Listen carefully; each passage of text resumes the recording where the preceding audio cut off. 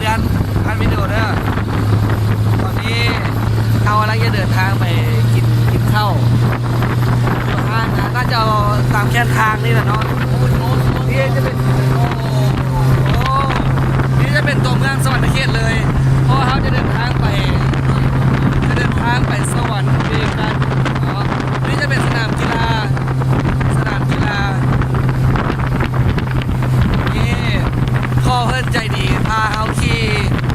ไปกินข้าวแล้วก็จะไปสวรรค์มีการต่อมาได้ในชื่อมันไว้เลยสิบอกทะเบียนรถไว้หน้ามากับใช้บริการเพื่อนได้สิฝากเบอร์ไว้พร้อม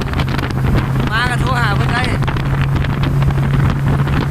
นี่ตัวเมืองยามเศร้าของสวรรค์เขต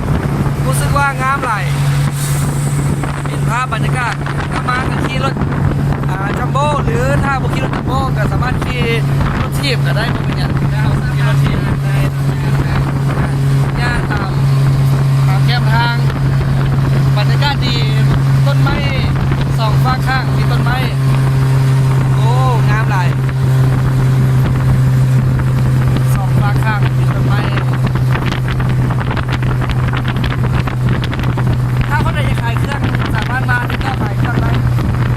แคมทางยังมีบอสยังไม่ได้ขายเลยขายโซล่าเห็นขายข้าวจี่ก็ขายข้าวจี่ข้าวเหนียวหมูปิ้งคนกินง่ายคนขายง่ายกินง่ายง่ายตายคนขายง่ายร้านอาหารนี่แพงกว่า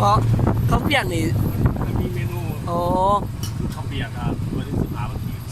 15,000ขีดอย่างนี้เนาะพอดีเนาะ เมนูไร โอ้นี่เป็นร้านอาหารที่เราจะเข้าไปกินข้าวโอ้ซื้อว่างามหลาย